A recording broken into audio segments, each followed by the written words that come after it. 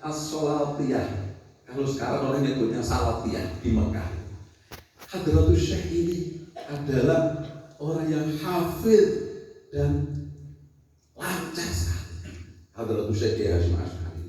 Loh, kenapa kok yang kita kenal ini, beliau ini terkenal sebagai pejuang dan terkenal sebagai muhaddits? Saya kemarin sempat narik buku sebetulnya.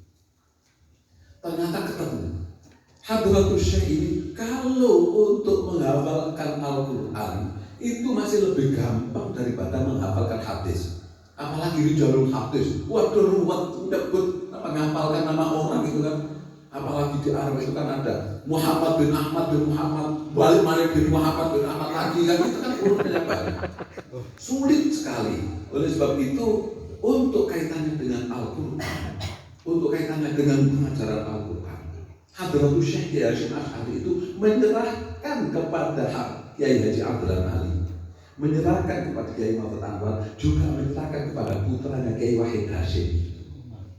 Beliau mendirikanlah Jamiatul Qurra wal Hufaz ini, yang salah satunya menjadi salah satu pada turunnya Nahdlatul Ulama.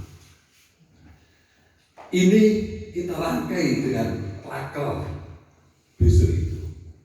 Nah, mungkin, tapi maunya saya jawab besok lusa, besok itu, tapi sedikit aja. Kemarin kan sempat agak rame-rame mau ketuanya Jamiatul Qurra wal Hufaz Jawa Timur mau maju DPD, kan gitu kan ya.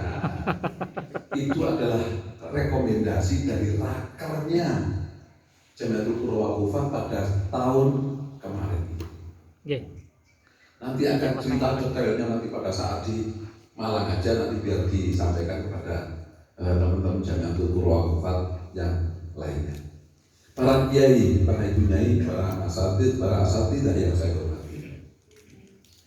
Kenapa sih kita ini khidmat kepada Al-Quran ini harus melalui Jamiatul Qurra wal Hufaz?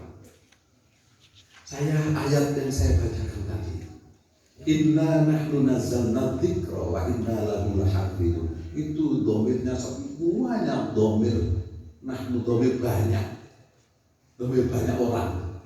Apa Tuhan kita itu banyak? Enggak, Tuhan kita itu satu. Apalagi di ujung ayat itu, lahafidun itu tidak ni, kiai, harokatnya itu na. Berbeda dengan wa ma khalaqtul jinna wal insa illa liya'budun, itu ni, nunnya yang belakang itu. Artinya apa? Artinya bahwa kita tidak boleh menyembah kecuali hanya kepada Allah. Berbeda ceritanya dengan inna nahnu nazzalna dzikra, sesungguhnya adalah kami yang menurunkan Al-Quran dan kami yang akan menjaganya, kata Allah. Tapi pakai kami. Kenapa? Apa Allah tidak mampu menjaga Al-Quran itu? Allah itu adalah zat yang luar biasa. Allah mampu menjaga Al-Quran, tetapi Allah ingin melibatkan pihak lain supaya kita ini mendapatkan janjinya dari Rasulullah, yaitu ahlul Qur'ani ahlullahi wa khasatuh. Melibatkanlah kepada orang-orang Jamiatul Qurra wal Hufaz, melibatkan orang-orang muhibbin kepada Al-Quran, melibatkan orang khutab, melibatkan banyak orang yang cinta kepada Al-Quran ini. Supaya apa? Supaya kalau kalian betul-betul khidmat kepada Al-Quran, itu kalian akan menjadi orang yang ahlul Qur'ani ahlullahi wa khasatuh, ahlinya Allah yang spesial di hadapan Allah. Oleh sebab itu monggo kita tonton niat kita. Siapa saja nanti akan menjadi ketua atau siapa saja yang akan menjadi rais majelis ilmi, kita tonton niat kita dalam rangka khidmat kepada Al-Quran melalui Jamiatul Qurra wal Hufaz. Itu satu. Yang kedua, kenapa harus melalui Jamiatul Qurra wal Hufaz? Jamiatul Qurra wal Hufaz ini adalah salah satu bagian otonominya NU. Hadratus Syekh Kiai Hasyim Asy'ari pernah dawuh, sopoi sing melok rambut NU tak anggap santriku. dan tak dongakno menjadi orang yang husnul khotimah. Amin. Oleh sebab itu Banom NU lebih khusus adalah Jamiatul Qura wal Hufaz, termasuk jenengan Rais Surya Kiai. Itu jenengan dianggap santrinya Hadratus Syekh. Ditonggakno menjadi orang yang husnul khotimah. Amin. Oleh sebab itulah makanya kalian menjadi orang pengurus Banom Nahdlatul Ulama. Jangan minder. Jangan minder. Ada orang juga jadi pengurus Jamiatul Qura. Aku ikut campur ya biasa-biasa aja. Apa? Guru ngaji dan biasa. Guru ngaji itu luar biasa. Orang ini tidak akan bisa menjadi orang baik Islamnya kalau tidak bisa ngaji dulu. Oleh sebab itu guru Al-Quran adalah guru yang sangat luar biasa. Meskipun jujur saja Ustaz Anwar jadi ketua JPH itu, jadi ketua Jamiatul Qura wal Hufaz itu gajinya 1 bulan 30 hari. Kalau nggak salah ya kadang-kadang 39 hari. Nggak ada.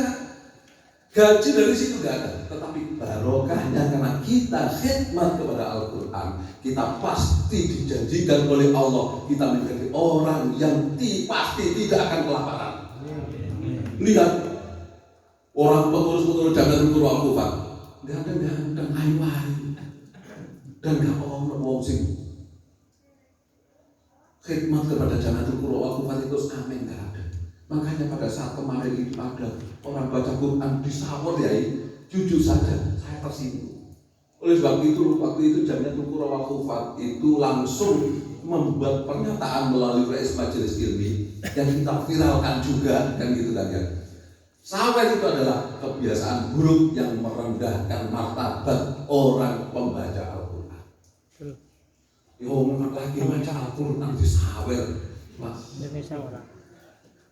Ya semoga kita kalau menghargai Al-Quran itu, menghargai orang Al-Quran. Ya kalau mau jangan dibaca, jangan disawer. Diam-diam saja. Itu. Iya, itu hubungannya dengan Allah.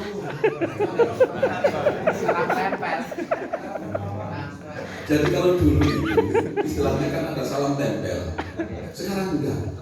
Transfer. Terakhir pakai transfer itu. Tapi sebetulnya orang yang khidmat kepada Al-Quran tidak boleh berharap itu. Tidak boleh berharap itu. Sudahlah, serahkan kepada Allah.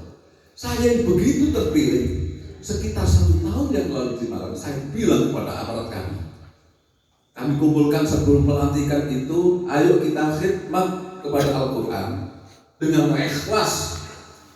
Untuk orang lain menghargai kita nggak apa-apa. Tapi kalau kita dalam hati kita, jangan kita menginginkan untuk dihargai oleh orang, apalagi kaitannya dengan akhirnya apa? Allah yang noto, yang miring orang lain ini untuk bisa sayang kepada kita itu kan Allah semua. Tapi ada dari Trenggalek sekolah ke Ponorogo terus ke Cantol, sing miring nyantol ini, sing miring jadi nyantol aja gak gelem moleh ke Trenggalek itu Allah. Kan gitu ya. Saya ingin dan ini masih hidup. Cerita ini masih hidup. Oh, orang yang saya ceritakan ini masih hidup. Ada namanya Rais Majelis Ilmi Jamiatul Qura wal Hufaz